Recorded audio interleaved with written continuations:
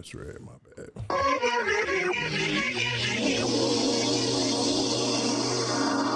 Shot of Brandy podcast. Episode 129. Episode 129, man. Last time he was on, he had one. Now he got like 4 or 5. Real talk. Shout out to Brandy podcast. Episode 129. The return of Scissorhands. B Mays, what's up, baby? Hey man, what's good with you, Scissor man? You good? Yeah, I'm great, man. You know, man, good, I appreciate you pulling up on me, good, man. Good is an understatement for me. Yeah, man. I'm great, man. Hey, nah, man, like the whole city see it though, man. You know what I'm saying? Like you doing good though. Yeah. You know what I'm saying? Yeah. But the last time shipment that you was here, man, was like a whole year ago, though. You know what I'm saying? Like a whole year. You don't even seem that long, man. Nah, it don't, man. But the moves that you making, it's like, damn, man, you made some major moves since then. Mm-hmm. Like, you know what I'm saying? Like the last time, man, that you was here, like you had one shot. Yeah, you know Fade N Up original. Yeah. Right, yeah. Norman was in the making. Yeah. You know what I'm saying? And then I pulled up to the shop, man, and recorded out of there. But now it's like, shit, man, we can go to 4 or 5 shops and pull up to them. You know what I'm saying? I'm telling you, man. And you own them, though. You know what I'm saying? Yeah. Yeah, man. That's a blessing. I came a long way from cutting on my granny's porch. Right. Atoka, Oklahoma, man. Right. And I seen that you just went back there, too. You know what I'm saying? Yeah, I passed through. You passed through? You know what I'm saying? Like, you know, I went down, actually, I went to Dallas before all this happened. Okay. You know, I went to Dallas, my buddy, you know what I'm saying, my partner Mario, you know what I'm saying, he hit me up and he was like, you know, he was throwing a Floyd Mayweather party. Okay. You know what I'm saying? They wanted me and some of the buddies to pull up and you know what I'm saying, I got a relationship with Floyd. I cut him up, you know what I'm saying? He came to the city and you know what I'm saying? So it was cool. So we went down there to support him and what he had going on. So on the way back, yeah, you stopped through the old roots. Well, actually, one of my buddies had a heart attack. One of my my college. I mean, actually, my college and high school growing up together. My partner, you know what I'm saying. So went through to check on him and everything, and it was crazy. It was the same day Kobe died. Damn. Yeah. That's fucked up. I passed through the hood and everything and seen people, talk to people, everything. It's a small town, so you know, so I was there and they all know you. Oh yeah. Everybody in my town know me. I'm telling you. I've been gone for years and like they know who I am. It's crazy. It's crazy. Man, and they see you on the TVs too though. You know what I'm saying? Like they can see you on the news because the news go out there. You know what I'm saying? It's crazy because like when I go back home and somebody call me Scissorhands, I'm like, man, don't call me that. You know, my name is Corey. You know what I'm saying? Don't call me that down here. I'm home. You know what I'm saying? Like, yeah. When you call me Corey, I tell people like, yeah, you really know me. You know what I'm saying? Scissorhands, it started in Oklahoma City and it really blew up and it just kind of touched the world and everything, that name. So. But like I said, home is home, so you know, call me Corey. Okay, yeah, man. But you was getting ready for the Norman release. Yeah. You know what I'm saying? Man, so how's business been out there for you, though? Man, actually the business, like, it was slow. Like before the corona. Like, business, shop is booming. Like, okay. I had, I was having problems. Like, Norman, it was, okay, like, in Oklahoma City, you got barbers all in Oklahoma City. But Norman, it was more tougher for me to put a team together, the right team together, because like, you just don't have a lot of people that live in Norman as barbers and everything like that. And you got a lot of barbers that ain't willing to travel to Norman. You know what I'm saying?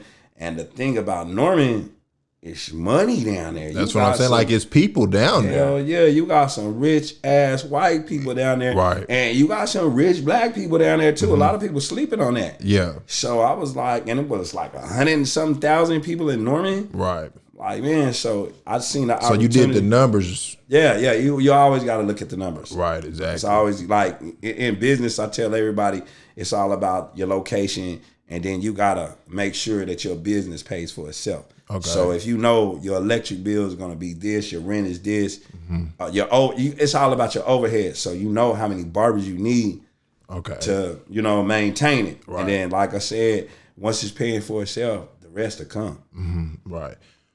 So you do the numbers So do you add the college students into that shit, don't you, right?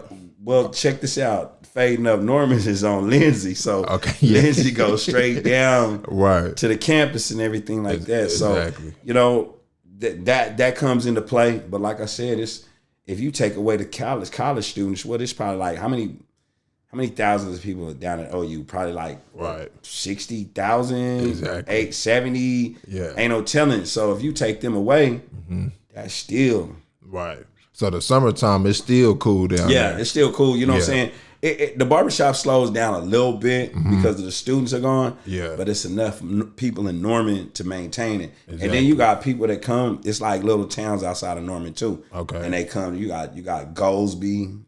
You got what's that? Purcell. You know what I'm saying? You got a lot of little towns outside of there, so people come to. Already.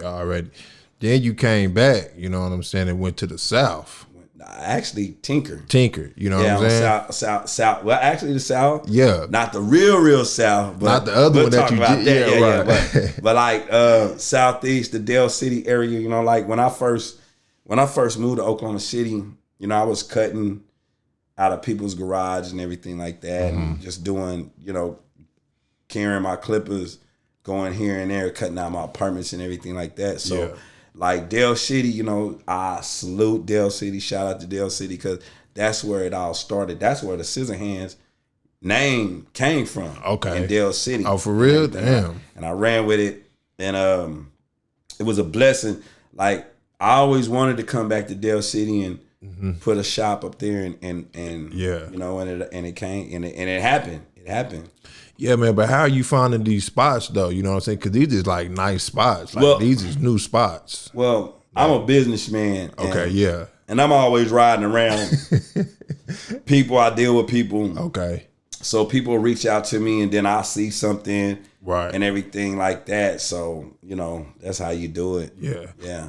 Man, so how do you fill this one up, though? You know what I'm saying? Like, you went from, like, the Norman one. Now you at Tinker, and there's not like a lot of, like, there's already shops out there, you know what I'm saying? So how did you fill this shop up, like, with barbers? Man, like, it's just the way I've been moving over the years, and a lot of people see that, you know? So, like, and then I know. They see your other barbers happy, right? And then, like, my barbers, you know what I'm saying? A lot of my barbers, they done went to barber schools with barbers and everything like that and everything. And then, like, They'll talk to them. I tell them, like, I'll holler at them and everything like that. One thing I don't do, and you know what I'm saying, it's crazy in this barber game, is like, I will never, and I don't do that. You know, if you dope and you good, I'll let you know. I don't like, you need to leave where you at and come holler at me. Okay, right. I'll let them know, like, hey, I like you. Okay, yeah. And if it don't work out where you at, you got a spot. Right. That's just what I do. That's what's real, because I done had issues and situations with barbershop owners and they feel like you're taking their work. Man, like I just had one of my buddies yesterday tell me a situation about a barbershop, and this barber felt that way, and he didn't even know the situation. Like, he knew what he was told. Right. But when I told him what really happened, and it was like, oh, and then I reached out to the barber, the owner, you know what I'm saying? It was like some old Facebook, you know, like people go to social media and everything like that. And it was a situation where his barbers got at me on my social media sites. I don't run all my social media sites. Okay, right. I got certain people running them. Okay. I run one of them, you know, and that's, y'all got to figure that out. But, you know, but I got certain people that I trust that runs it, you know what I mean? And so these barbers reached out to the site. My guy got at me, like, here's the name and numbers of some of the barbers that want to come over to Fade N Up Southside and everything like that. So I reached out to him. For an interview? Nah, just they wanted to work. You know what I'm saying? So do you interview them, though? Well. Or do you just see they work? I'm a team player. Okay. So I asked my barbers that you know, like my original, like Steve-O, Hector, and Roy. Yeah. You know, I sent them to the South Side. You know what I'm saying? Sent them back home. I mean, exactly. That was love. Yeah, that was love, man. Yeah. And so we're gonna talk about that. Yeah. So what I do, I asked them like all my barbershops. Yeah. If I know the barbers and these barbers don't know him, like, no, he good. He with me. Yeah, straight. right. But I always ask them, like, it don't make no sense for me to run off the money I got for some new money. Exactly. Like it got to mesh. Yeah, like it's a brotherhood. We all gotta feel each other. You gotta be dope. You gotta, you know what I'm saying? That's what it is. Right. No, that's real. Okay, so then like so that one is cool and the Norman one is cool and the May is cool, right? Yeah. All at the same time. So what made you want to do the salon? Well, man, it's crazy how that happened, right? So now that's cold though. But it didn't fall through, man. Oh, okay. Yeah, so okay. I want to, because you know I'd be pushing that, but so the situation, this is how it happened, right? So at my shop in Norman, you know what I'm saying? Well, I ain't even gonna, you know, I ain't putting nobody down on that like that. That ain't what I do. So this is what happened. I ain't trying to have you do that, but I'm gonna tell you what happened. Okay. So, you know, it's a beauty salon in that shopping center. So I'd always go down there and, you know, I'm the type of person like, you know, my neighbors. So right. I want to make sure we all good, where there don't be no problems, because, you know, like a lot of business owners, if they don't like what you're doing, they're gonna call the police on you. Yeah. We don't need all that. We all good around here. We look out trying for to keep it smooth. We all together. Now, if we need to call the police as a business owner, we'll do that. Yeah. But just some petty shit, you know, we can handle that ourselves. You know what I'm saying? Right. So come to find out that she was going through a situation and she was willing to sell the shop. So, you know, whoop and everything was good. The numbers was right, and so cool. So next thing you know, at the same time, we did the paperwork with the landlord and everything with her and everything like that. Okay. So next thing you know, everything was good. So it's gonna take over like in January. So at the same time, like the owner of the shop, she still wants some work there, and there was a couple other stylists that she had that.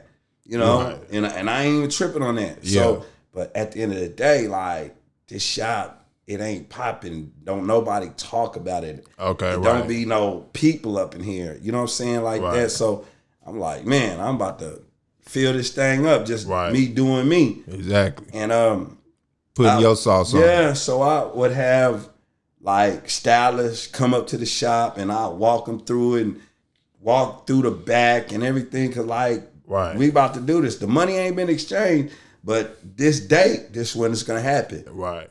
So it was crazy, man. I never forget this. And it's right hand, honest God, the truth. So I was like, I came to the shop because I was calling her because I ain't got the keys to the shop. Right. Yeah. And so like I don't get no response or nothing like that. So I just had the lady meet me at the shop that wanted a stylist that wanted to work there. So we went through there and walked through, and I just walked up to her and I was like, hey, the owner, I was like, hey, I called you, you know what I'm saying? Right. And she was like, well, I was busy. So, and this is what I did. I was like, well, it don't take too much of your time just to return a text or answer the phone or anything like that. I'm like, I'm a businessman. She's like, well, I'm a business person too and everything. And then when you felt the energy. Yeah. So, and the next thing, you know, she went to Facebook and she said she got bullied and all that. That's how that happened. So. Yeah, got scared that you was about to take it over, add your sauce, and it was gonna do a whole change. You know what I'm saying? And then, like I said, I was wanting to keep it the way it was. I just wanted to get the right people up in the stylist and change the mood where it's a good atmosphere. But you know, hey, shout out to her. I wish her well. No ill will, no hard feelings towards her. Right. Yeah, man, but you can still do that though. I ain't even tripping right now. Okay, you know right. I'm folk. I got 4 barbershops. Right. You know what I'm saying? And, already. And I'm gonna let them do what they do. And, you know, like I said, I'm a licensed chauffeur. Yeah. And, you know, everything's good. You know what I'm saying? So I'm just kind of. Man, so how's that been? You know what I'm saying? Like that chauffeuring route. You know what I'm saying? Because that's a bonus to your life. Yeah. I had Damon. My last drive was Damon John. Okay, damn. The owner of Fubu. Right. Damn. You know what I'm saying? And Shark Tank and everything. Yeah, you know what I'm saying? I ain't gonna lie. He tipped me $500. Damn. That's cold. And gave me some game. Like really chopped it up with me. And the biggest thing that he did was it made me go hard. Okay, like what did he say to you, man? It was just like, okay, so it was crazy. Like when I took him to Stillwater, you know what I'm saying? Stillwater, I'm telling you, they got a lot of stuff going on. Oh yeah. But that's how the colleges are. You know what I'm saying? Yeah. They got the money where they bring certain people down and everything like that. Yeah, they got big money. Yeah, if you ain't a part of the colleges, a lot of times you ain't gonna know what's going on. Exactly, because they bring like all type of speakers and shit. Yeah. So I picked him up and everything, took him to down to Stillwater and everything. So when I went to the airport to pick him up, you know what I'm saying? Like, it was a lot of things that I wanted to say and everything, but you know, I gotta feel a person out. Right. Now I'm just gonna. And you got to be professional at the same time. You know, because I represent the company too. Right. Okay. You know what I'm saying? It ain't Scissorhands. It's, you know, I let them know I'm Scissorhands. My name is Corey, but you know, I work for Paris Limo Company. Right. Shout out to Paris Limos. Right. You know, and they don't know your personality. Yeah. So it was like when I pulled up to the airport to pick him up, him and his DJ, and you know, it was like I was like, well, welcome to Oklahoma. You know what I'm saying? How you doing and everything. I told him who I was, and he kind of gave me this look, and I was like, oh hell yeah. I think he might be an asshole and everything like that. So yeah, I wasn't even tripping. So we got to ride, and I ain't gonna speak on the conversation that was happening. Right. Something like, you know, I'll tell you off camera, but you know, when we had this conversation, I was like, okay, cool. Okay, yeah. Cool. So dropped him off to the hotel, let him get something to eat and everything, and came back to get him later. Took him out of Stillwater, we riding, and then it was about like, I would say in that event, it was about like 800 people in the little auditorium. Yeah. That's a lot of people. Oh yeah. About 800 to 1,000 people. You know what I'm saying? Like all the chairs filled up. Right. So he was telling the story and everything like that. And it was like, wow, this is really motivational. Because like he from Queens. Oh yeah. And you know, like Queens, you got all these rappers and everything, and they all in the neighborhood and everything. So that's what really gave me the advantage, because a lot of people from Queens that's very successful. Oh yeah. And he built relationships with them. So it was cool. Right. You know what I'm saying? So yeah, to see that it's possible. Yeah. So like after it was over, I'm driving him back to Oklahoma City, and I told him, I was like, man, you know what I'm saying? Like what I got out of what you got going on, because like it's like I'm just like him. You know what I'm saying? But I'm not just like him, but yeah, but like you're hungry the way, like yeah, that. like the way. And I was like, you pushed me. Exactly. Gave me that push that I needed and everything. Because certain people can be your fires, your push, everything, your motivation and everything like that. Exactly. So, but the crazy thing about it, so I told him, like, I was like, I do my research on everybody I drive. You know what I'm saying? I look at how much they make, what they do, what they like, and everything like that. You know what I'm saying? So I can have the upper hand. Yeah. And I was like, man, like, you got it. You rich. Like, when do you get to the point where you stop, like, where you cool? And this is what he told me. Right-handed guy. He was like, a lot of people work for another man. And then they get to a certain point where they're going to pull out their 401k, and they're going to retire, and they're going to live. What I do, I take a break. Like, if I want to take the summer off, take the summer off. Right. When I come back, I come hard. Right. And I was like, yeah. So like right now, this situation with the coronavirus, I'm just taking a break. Right.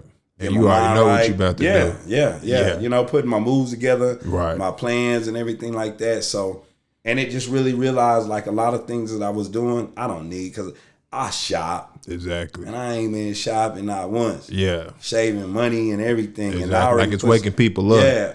put some money together. The family, we good and everything. So it's just, it was an eye opener. And then the world needed to be cleansed. Oh yeah, right. It really did. Right. You know what I'm saying? Okay. Shout out to on that Henny right now, man. Already. Man, so how much was it to get a barber's license when you was cutting? How much did it, what do you mean? Cost, like to get the license when you first started. I mean, you just got to go to school. Like, you know what I'm saying? Be like, how much was it though? Man, I'm going to tell you, like, I remember when I moved up here in 1993 to Oklahoma City. Yeah. That it was like a little barber college in Dale City. Okay. And it was only like $3,000. Okay, right. Like $3,000 to $4,000 to $5,000. You know what I'm saying? Now, man, sometimes it was free. But see, I did an apprentice. You know what I'm saying? Yeah. I worked, you know what I'm saying, under the barber and everything, got my license like that. Okay. But I tell everybody like that, the best thing to do is go to school. That way you really, really learn it. Off top. And know it. You know what I'm saying? Like top. With me, I've been doing it for so long. I've been doing it all my life. I just needed to know the correct terminology. Okay. You know what I'm saying? So yeah, I'm dealing with this on a daily basis. I just didn't know the correct terminology and everything. And to this day, if I try to say some of that stuff, I'll be like, oh man, how did I get my license? You know what I'm saying? Right. Yeah. Now how much is it though? Man, it can run you from anywhere from 10 on up. That's what I'm saying. You know what I'm saying? Like it's a big difference than what it was. But I will tell, you gotta get, you can apply for loans and grants and everything like that. But you're gonna get it's worth it. But you're gonna get it back. You know what I'm saying? A lot of people they look at it and see the money and everything and they're like, man, nah, you're gonna get that money. You trick off money on a dating. You know what I'm saying? Look, people ain't tricking off money right now. Yeah. Yeah. Right. Yeah. Right. And there's a lot of up and coming barbers. Like, would you say that? Oh, it's Oklahoma City has some of the dopest barbers. And I will take, if I took the whole state of Oklahoma City, the whole state of Oklahoma. Okay, yeah. You know what I'm saying? And go out of town. I done took my barbers out. I done took my barbers at Houston, Dallas, and then they came back with first place trophies. One of my barbers, Steve-O, head chopper on the south, Fade N Up Southside. Yeah. He has a picture of a haircut on a poster, on the Bonham Brothers poster. And it actually came from T.D. Jakes. He did like this big convention, but they implemented a barber battle. You know what I'm saying? And he came took his picture? Yeah, he came in second place. Yeah. But that second place picture was on a poster. And so did they pay him for that? Nah, it's free advertisement. Okay, right. See, that's the problem with a lot of people. So did they put it on the poster that it was Steve-O? Nah, it was just that we knew who it was. Okay, right. And it was just that's a blessing to see the Bonham Brothers, to see your one of your haircuts up on there. Right. So like it ain't even all about money. Yeah. You know what I'm saying? It's all about exposure because you know it's gonna come. Right. Yeah. Exactly. Man, so then so you recruit Steve-O. You know what I'm saying? He was like back in the day. Like, what did you tell him back in the day? Man, like it was crazy. Like, all right, so the situation when I opened up, well, I wasn't even actually open. Well, yeah, I was open, but I was still. I wasn't open, but I was open. Right. You know what I'm saying? Cause like when I signed a lease to the barbershop a week later after I got fired in 2012. In June 12, 2012 is when I signed the lease to Fade N Up Barbershop. Okay. So I was sitting back like, man, if I can find me a young barber that's hungry and I can apprentice and bring them up. So I'm cutting one of my buddies. His name is France. What's his name? Man, it's gonna come to me. It's gonna come to me. Yeah. Like cat I used to cut, you know what I'm saying? And he was like, he know about Pablo. That's his name, Pablo. Okay. And he was like, man, dude, like, you know, you and Steve-O was the only one that cuts my hair. I ain't know Steve-O. I'm like, for real? He was like, yeah, he right up the street. This when I was on 23rd Villa. Yeah. I was like, for real? Like, man, I said he got his license. He was like, nah. And I was like, man, I need him. Yeah. And then he said, he's Mexican. And I was like, oh, shit. Yeah. I got something. Right. I gosh, something. Right. And you ain't even met him yet. I ain't met him. Yeah. So I was like, man, you know how to get in touch with him? He was like, yeah. So I talked to him. I said, look, bro. Yeah. And I told him some of the best shit you could ever tell another barber. And I said, bro, I'll help you get your license. We gonna get this money and everything. So I'm like, what you doing now? He said, man, I'm just over here at the shop cutting, chilling. I said, I'm coming to you. Yeah. And look, that ain't my style. Yeah. But it was meant to be. I just felt it. You know what I'm saying? So shout out to group Meant to Be. You know what I'm saying? I didn't say that. Yeah. So I went up there and chopped it up with him, and it was like, you know how Dr. Dre, when he heard Eminem, and then when he found out he was white. Yeah, right. Yeah, so that's how I looked at it. Right. And yeah, man, but did you tell him that he was gonna be over his own shop though? No. Like, I needed to get this going. Right. And then from there, we'll go. Yeah, but did you see that though? I didn't even know what was gonna happen. I just know I needed him. Right, okay. You know what I'm saying? And then like it's crazy because like he's the reason why I have Fade N Up Southside. Exactly. That's what I'm saying. Yeah, like you gave him his own. Yeah, like you know what I'm saying? Because it's crazy because like this is when I opened up Fade N Up Southside, you know what I'm saying? It was like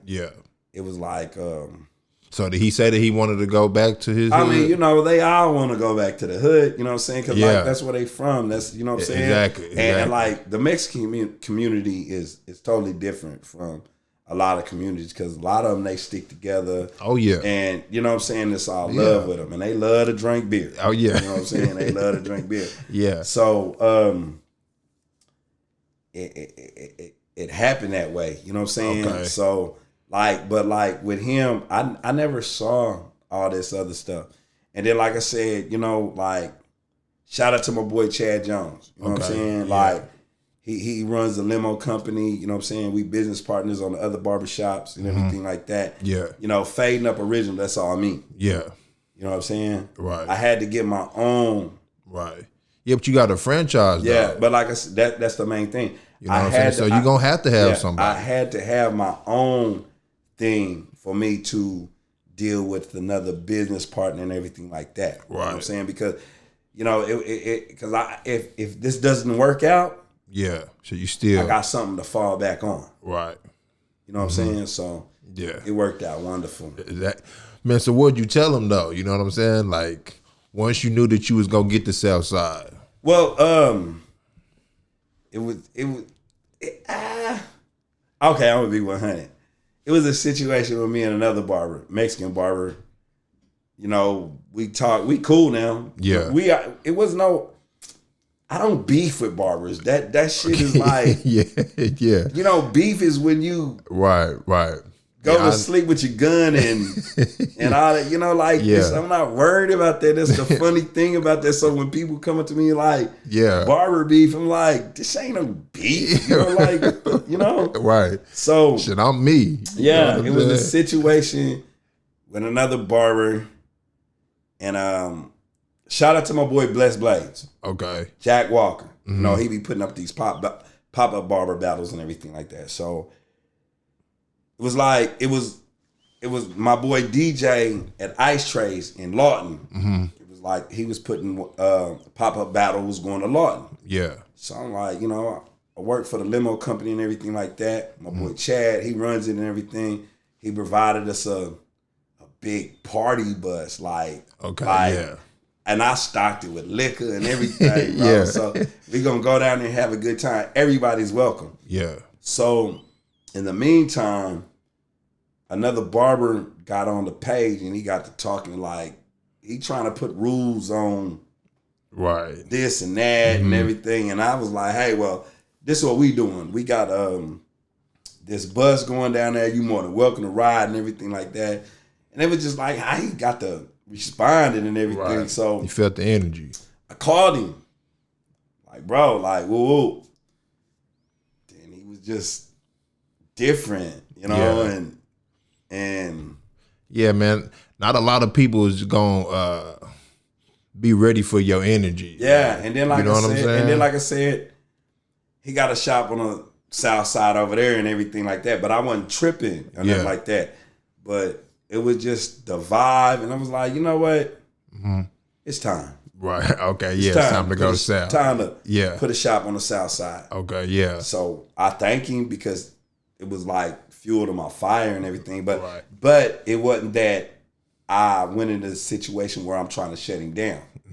Yeah. I'm like, it was one of them situations like, you know what, it's time to put a barbershop on the South Side. Right. And the dope thing about that, putting a shop on the South Side, I'm a brother, got a shop on the South Side, because Mexicans stick together. Oh, yeah. You know what I'm saying? And the crazy thing about it, I look at it like this. I'm not a drug dealer, you know what I'm saying? Yeah. I touched it back in the days in 1995 for a week and put a right hand to God and said, I'll never do this shit again. And I meant that. Right. So it was a situation that where I was like, you know, a lot of situations with Mexicans and blacks, you know, with drugs and gangs and everything like that. Exactly. I don't rock with that. I ain't with that. And no disrespect to those that do. Yeah, I know what you mean. And they know me, and they know how I am, my heart and everything like that. Right. And to have a shop on the South Side, it was like, and I opened it up Black History Month. Okay, yeah. I had a little Mexican dude, like little in the streets and everything. Yeah. That's what he told me, and it just made me feel good. He was like, Scissorhands. Right. You know how, you know, like, yeah, you ain't gotta worry about no security, no cameras. Right. We got you. Exactly. To see they peoples, you know what I'm saying? Like, oh yeah, eating. Yeah. So you know what I'm saying? Like, you're giving people opportunity. Yeah. Yeah. That's what and they know my heart. They know I'm not trying to right. come over there and take over and not take exactly, you know, like it's genuine. Yeah. So then you got people that you can trust to run it though, is what I'm saying though. You know what I'm saying? Got them. Yeah. Got them. So was they happy to go back home like when you told them? Well, let me tell you what Roy told me. Like we were standing in the back of the shop, and it's so cool because the back of the shop is like the front of the shop too, because you got the buy for less and all that. Okay. And so the back of the shop is like they got a parking lot, so it's like the front too. Yeah. And sign in the back and everything. And we was just chopping. I was like, man, you good, bro? And he was like, yeah, man. He was like, Scissors, I used to ride my bike through here. Like I feel at home. Right. Yeah, and it was a great feeling to hear him say that. Right. And it made me feel like, you know, like growing up from Atoka, never knew I would come to Oklahoma City and make this person happy and appreciative of me. Right. So, like I said, I know I've touched a lot of people's lives and everything like that, and there's been a lot of people that touch mine too. But it was a good feeling to actually, and then you can see someone's facial expression and tell that they really mean it. Right. So. And they trusted you too. You know what I'm saying? Yeah. And you kept your word. You know what I'm saying? Yeah. That you got them. Yeah. You know what I'm saying? Then you took care of them like and brought them back home though. You know what I'm saying? Nigga, that's straight, man. You know what I'm saying? And then like I said, I'm loud. You know what I'm saying? All that. But they seen the good in me. Exactly. They knew. So. Right. Yeah. Then you painted your floors, man. What made you want to do that? Oh, it was time. It was time because like at the original, because like what it was, when I opened that spot, I didn't know nothing about all this. I paid a dude to do all this. Yeah. When he did all that, because he pulled up the carpet and everything, and I didn't know that you had to put primer down and all that. You know what I'm saying?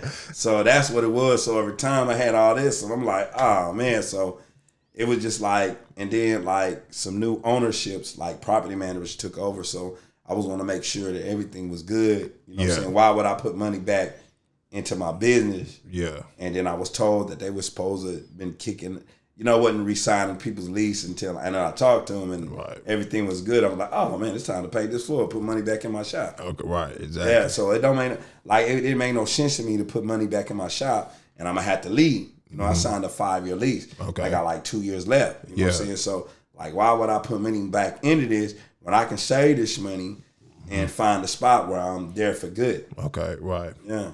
So that's your next move? the way it's looking and the property manager. Okay, yeah, it's cool then. Yeah, I might not have to go nowhere. Right, so, right. Yeah, and then the cool thing about it, like, I ain't gotta pay rent. Okay. I just called them and they was cool. So yeah. And they came into the shop and they liked the vibe and okay, yeah, So right. Man, so how many employees you got?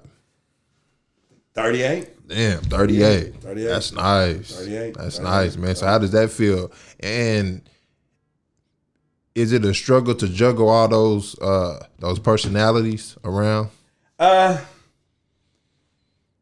I'm gonna tell you, I can just imagine what it's like having a corporation. Yeah. You know what I'm saying? Right. Like, because at the end of the day, you have to have somebody running the show. Okay. But you want to have the right people. Where, you know, like, in a barbershop, in a barber game, you dealing with a lot of people. Right. Ain't no telling who's gonna come in and, like, where they mindset at. Okay. If they're a gangster or, yeah. you know, like, if they, you know what I'm saying? Right. So you got to have somebody, you got to have somebody that's able to, like, know how to deal with these type of people. Yeah. If a situation occurred, they know how to handle it. You know what I'm saying? So that'd be the number one thing, because, like, I know how to deal with all type of situations. Yeah. You know what I'm saying? I'm the type of person where, like, I'm going to put my life on the line for everybody. Right. Because y'all are here because of me. You know what I'm saying? Right. So I want it to be where I got somebody that's able to, they ain't got to be like that. Yeah. But they got to be able to handle the situation that occurs. Yeah. So that's like diverse. Yeah. That's the, you know what I'm saying? Know how to, like, look, you know, hey, like, I apologize for not liking the haircut. The barbers mess up too. Oh yeah. Yeah. And that's the whole thing about a lot of barbers don't want to admit that they fucked up. You know what I'm saying? Like, shit, you fucked up. Fucked up the cut. So have you ever been there where, like, when somebody said they hair is messed up? I've never been in a situation where I had an altercation over a haircut. Okay, no. Me, I haven't. No, I'm saying, have you ever been in one of your shops? Yes. And okay. I had a situation where, like, the dude was like, he was a little gangbanger and everything like that. But I know his family and everything, and he was tripping about my other barber saying he fucked him up and everything like that. So he got to really tripping. So I had to, like, look, my nigga, come here, let me holler at you. Pulled him outside, like, look, bro, I will pay your motherfucking money. This how I had to come at it. Like, right. Because, like, I'm cool, you know what I'm saying? But I had to come and, like, look, my nigga, you know what I'm saying? I'll pay for your motherfucking cut. Yeah. Don't even trip, you know what I'm saying? Like, this the barbershop, my nigga, you know what I'm saying? Like, man, we ain't trying to, nigga, we got guns in that motherfucker too. You know what I'm saying? Like, we don't need this shit. Right. Nigga, I'll pay for the cut, you know what I'm saying? It's all good, and we ain't tripping. And he was like, yeah, I respect that shit in hand. Right. So sometimes you got to be able to. Because he respect you first. Yeah. You know what I'm saying? Like, I'm like, come on, my nigga. You know what I'm saying? I had to, like, come on, man, bro. Like, you know what I'm saying? Players fuck up too. Oh, yeah. Yeah. Oh, yeah. Because barbers is human, though. You know what I'm saying? All human. We all human. Right. We all human. Okay, so this coronavirus, man, how's it affecting the business, though? I mean, it's fucked up because, like I said, I don't want to look at it like it's just affecting my business. It's affecting a lot of people because a lot of people are going to lose their businesses. Okay, so you think so? I know so. Come on, man. Yeah. A lot of people, they got to go to work. You know what I'm saying? Like, you know what I'm saying? Like, I went to the military. You know what I'm saying? Like, if I get sick right now, I can go to the VA. Okay, yeah. You see what I'm saying? Right. I'm good. You know what I'm saying? Like, my family, we straight. Like, you want to make sure that your circle is tight and everything. I was more worried about my barbers. Right. Because you got 38 of them. You and just they said. They good. But see, it's an eye opener for all of us. Okay, yeah. And for them too. You know what I'm saying? So we're gonna be all right. You know what I'm saying? Yeah. Like in my Kendrick Lamar verse, we're gonna be all right. right. Yeah. Yeah, man, but so what are they saying though? Like you can't have it because it's people that come in. Hey. Can you pause this real quick? Because I got to pee bad. Oh, yeah. I got to pee real bad. Yeah, we can pause. Yeah.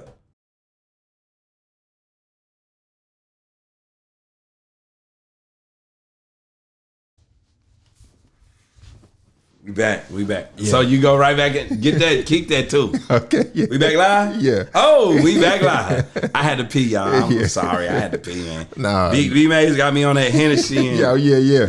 You know, so, and I had a beer, so yeah. I had to pee.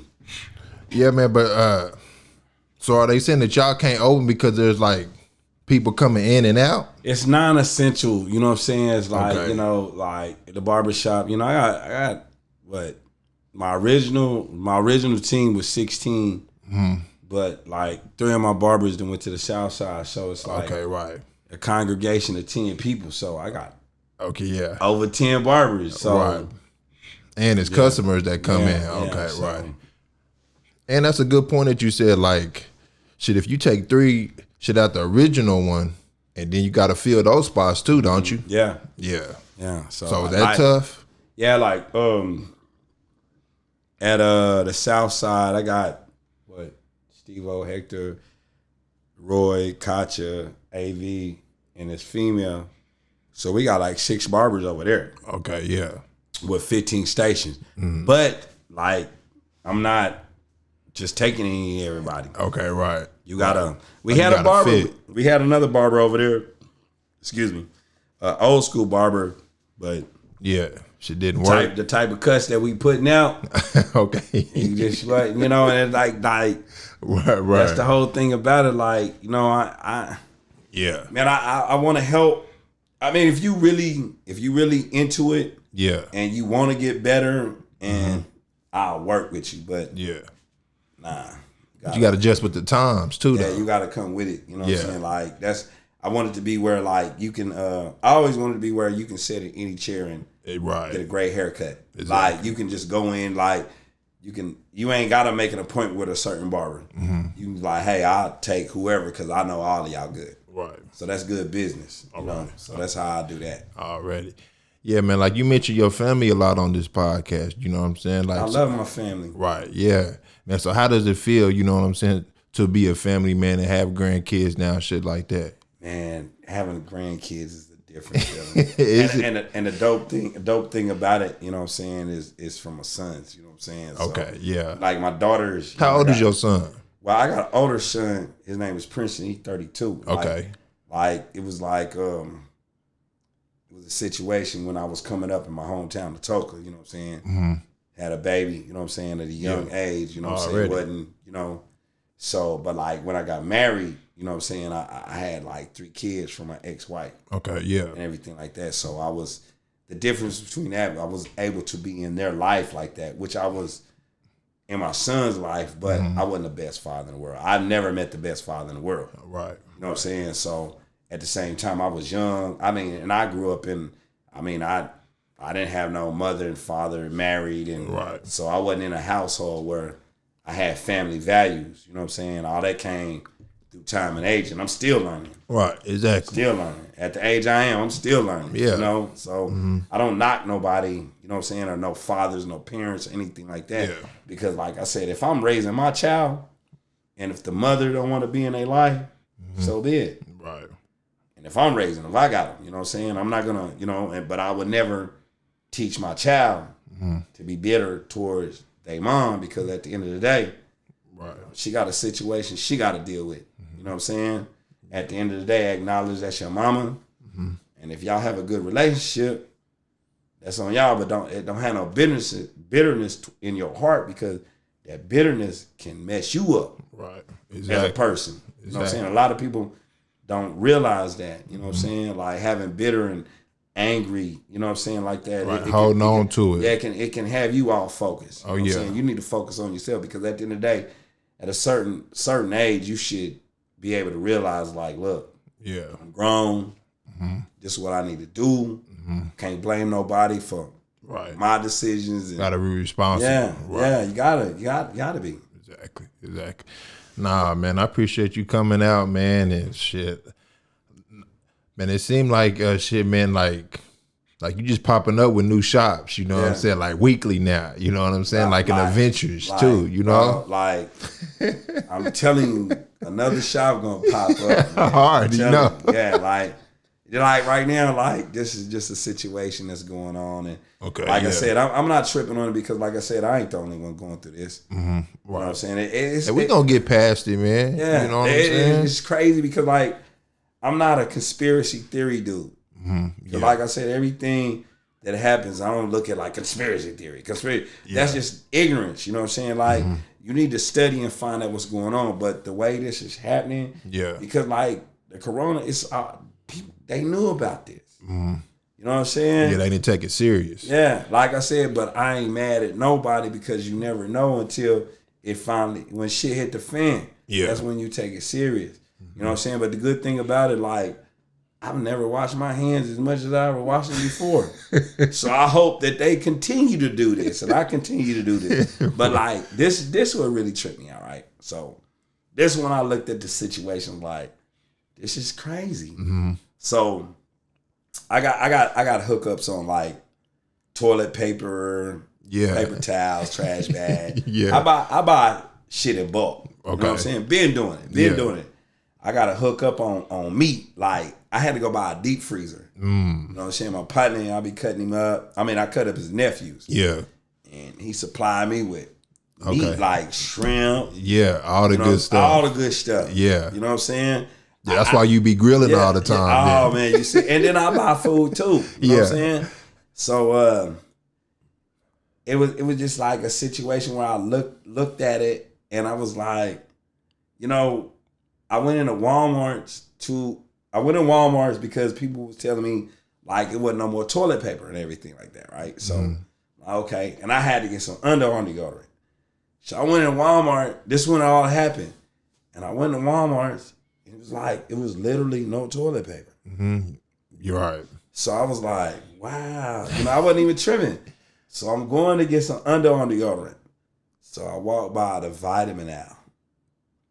Filled up. Yeah, oh yeah. And I was like, this the shit that you need. Right. To boost your immune system. Right. Like I'm on sea moss, vitamin C, and I just got on black seed oil about a month ago. Okay. How's that working out? I'm telling you, ever since I got on that sea moss and vitamin C, like on a daily basis, I have not been sick. You know what I'm saying? I got my partner, brother Reef, you know, he a Muslim. You know what I'm saying? And when I could tell the difference in like a couple of days. Okay. And it's like, you know how so I need to get on that CMOS. I promise you, it's the truth. Okay. Like, you know how you congested? Yeah. And you spit that shit up in the morning? I don't do that no more. And I've been on it for like about 4.5 months, 5 months. Okay. And I've been around sick people.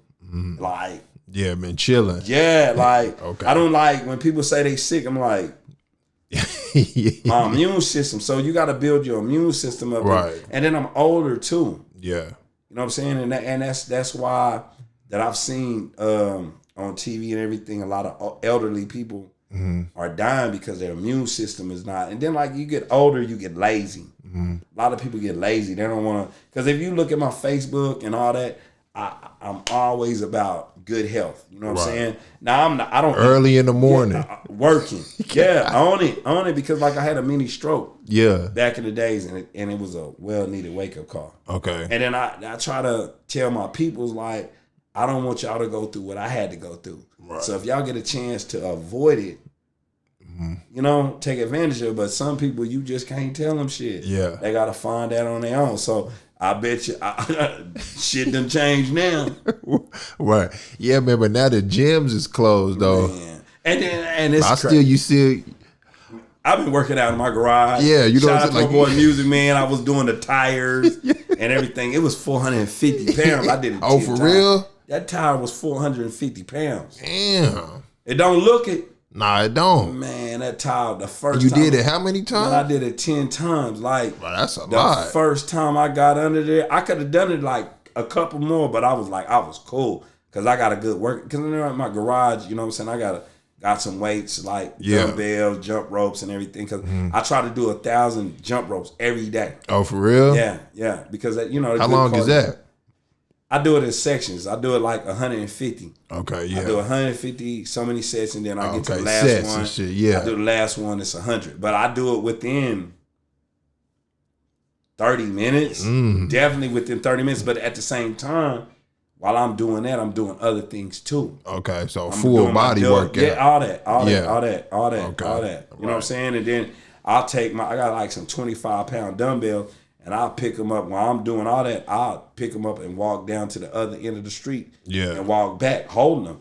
Now you think 25 pounds, it ain't heavy. Oh, yeah. Shit, you walk with them things to the other end of the block and walk back. Exactly, straight noodle but arms. see, that's the whole thing about it. You gotta work out. You gotta exercise. You gotta. A lot of people don't realize that. But see, at the end, right now, everybody's quarantined. Yeah. And then a lot of people done went grocery shopping. Yeah. A lot of people ain't buying apples, bananas, and oranges and all that type of stuff. Vegetables they and buying shit. snacks. Yeah. You know what I'm saying? So what you doing when you in the house and you bored? Right. Exactly. You go eat. A lot of people smoke weed. They drink. Yeah. Right. They snacking it up. They gonna come out 10 to 25 pounds big. Right. So y'all can do something about it. You know what I'm saying? So Yeah, but your page is motivational, dog. Very got to. That's all I'm trying to do. You know what I'm saying? Because them tires was, hey man, that shit look hard. It was the first time I did it today. Oh, it was? Yeah, today. And like people was critiquing me on how to do it, but like what? Saying what? You need to use your legs more. But I was on some shit like I had to just pick this motherfucker up and turn it over.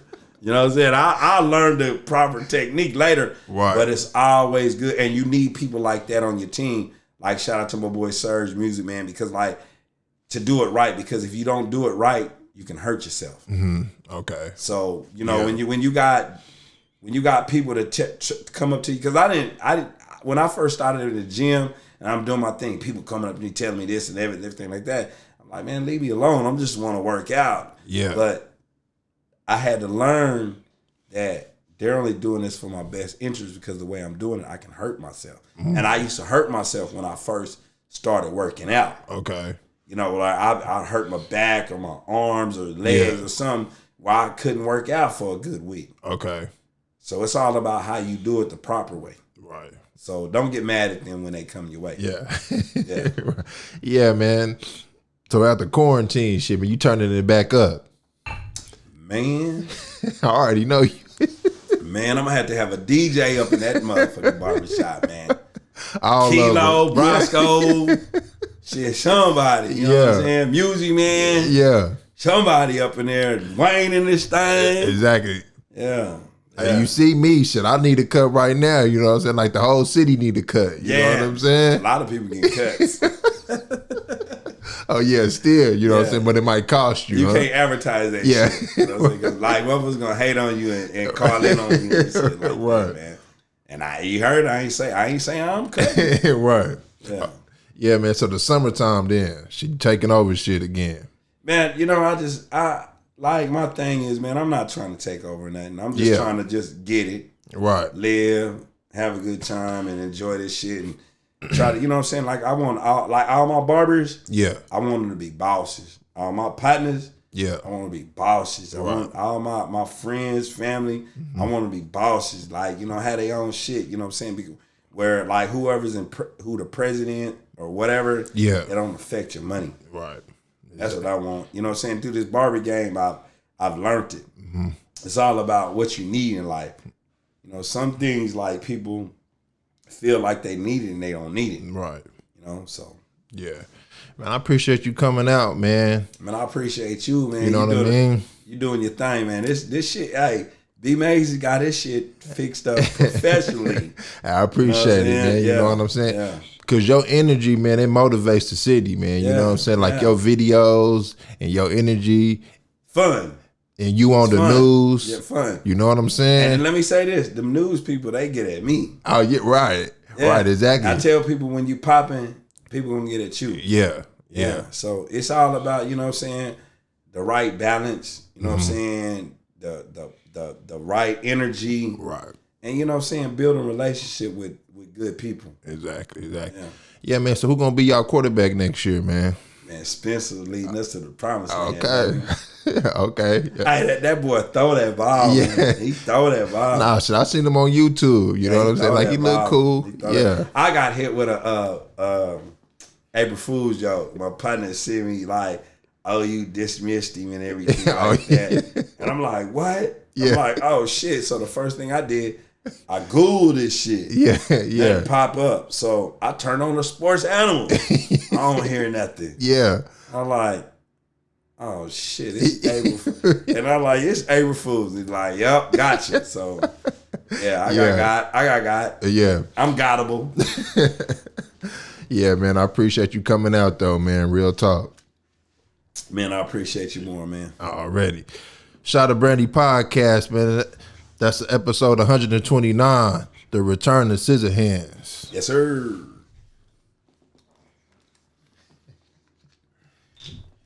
Appreciate you, man.